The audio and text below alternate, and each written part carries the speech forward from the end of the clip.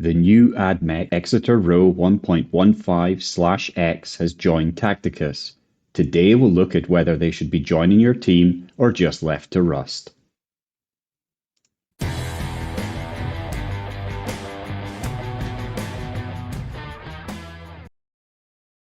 Hello everyone, and welcome to another installation of our series, Does This Character Do Anything?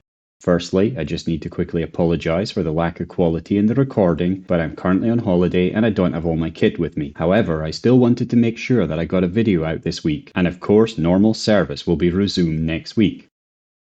The character in question today is the 4th Adeptus Mechanicus character Exitor-Rho-1.15/X, the Sicarian Ruststalker Princeps.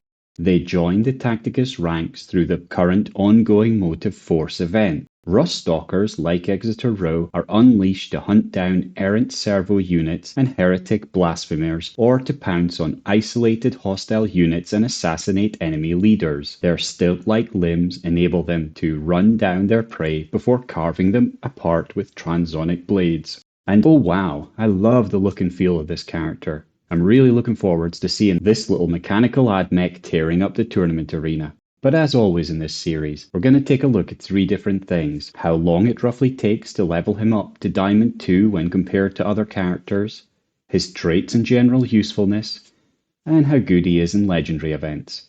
I won't be looking too much into his usefulness in guild raids or tournaments, as I leave that to our other wonderful content creators. But before we get into all that, let's quickly look at the recent changes to my Google Planner sheets and who are the new best characters in legendary events. The Google Planner sheets have been upgraded to version 3.9. As the On-She legendary event is now completely finished, I've removed these from the legendary events, and that means we have a new set of characters in terms of points scoring for legendary events. On-She cements his position as the top scoring character for legendary events, and with his active giving somebody else a repeated active, that means he fits in very well with a lot of teams, and so is someone you should definitely be paying attention to. Volk and Moghan Ra are 2nd and 3rd, and these 2 long-range characters obviously struggle with health if they're in a long drawn-out battle, so you'll need to over-level them to really be able to stay the course. After that, you can see a bunch of Chaos characters, and all these characters on screen just now are well worth thinking about investing in. If you can push them to Gold 2, they will really take you through a lot of the legendary stages, potentially up to stage 9 or 10, which puts you well on your way to opening characters.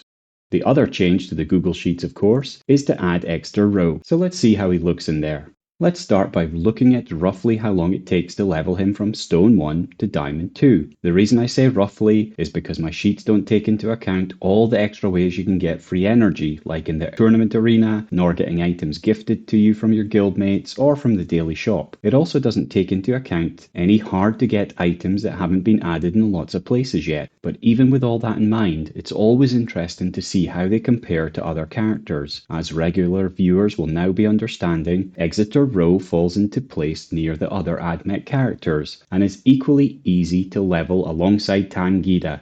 So new players can certainly consider him being a worthwhile champion to level when compared to some of the older champions who take a lot longer. For those that prefer the visual graph, you can see him over there on the right hand side.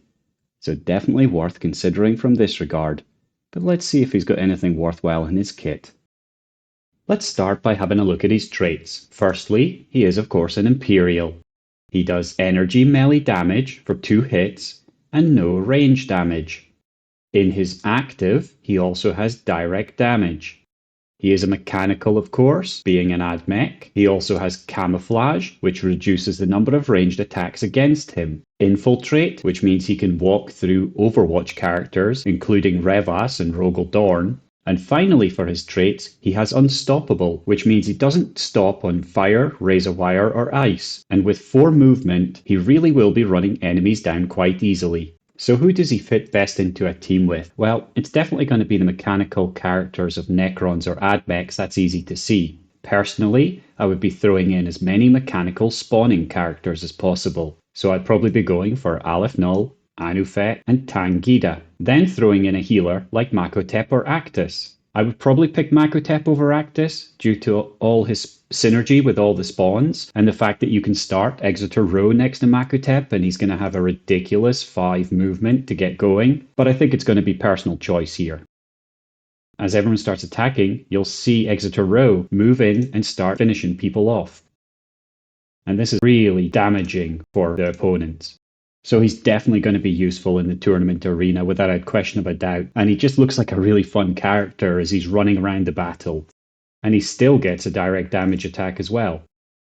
Before we get into legendary events, I wanted to briefly mention that we have some space in our guild, the 7th Crusade. We are a friendly English-speaking guild that balances fun and learning with sharing and improving. Our Discord is very active, and we only have a few very fair guidelines for our team. We are looking for some longer-term engaged players to come and join us. So if you're level 40 or above and want to put your name down on the list to join once the spaces open up, then just drop me a message on Discord or below. And so now let's move on to all the legendary events and see where Exitor-Rho fits in, starting with a Shadow Sun event because On-Shi's event has completely finished. In the Alpha track, Exitor-Rho appears in the No Psychers and Melee battles. In the Beta track, he shows up a lot in the Mech, No Bolter, No Piercing, and No Summons battles.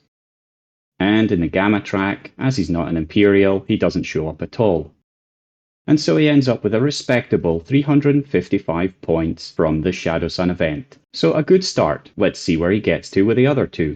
With the Ragnar event, in the Alpha track, he appears in the max 3 hits and melee battles. In the Beta track, he only appears in the no summons battles. And that's only worth 35 points and there's a lot of characters there, so not so useful. And then again, in the Gamma track, it's no Imperials, so he doesn't appear at all. And so that leaves him with a very low 145 points for the Ragnar event. Finishing off with the Vitruvius event, in the Alpha track, he appears in the No Psychic battle and No Resilient battle, but these battles are the lowest scoring ones in this track. In the Beta track, he appears in the max 2 hits and No Summons battles. And then in the Gamma track, again, similar to all the other events, there's no Imperials, and so he doesn't score any points. And so he finishes with another low score of only 200 points for the Vitruvius event. Let's move back to see where Exitor-Rho fits in with the other best characters in legendary events. We'll add all his scores together from the 3 legendary events that are still ongoing, and that means he ends up with a very weak 700 points. Unbelievably, this puts him all the way down in 67th position out of the 70 characters released so far. Only Ragnar, Castellan Creed, and Niall are worse than Exitor-Rho right now, so I wouldn't be rushing to level him if you're focusing on legendary events currently. Of course, that doesn't mean that he doesn't have a place in the game. I think we'll really be seeing him a lot in guild raids and in tournament arena, so if that's your focus, definitely don't sleep on this bucket of rust. And that's everything for today. I hope you enjoyed today's video, and as always, let me know all your thoughts down below. I really love to hear from you and hear how you're getting on in Tacticus. Will you be focused on Exitor-Rho, or are you focusing on other characters for now?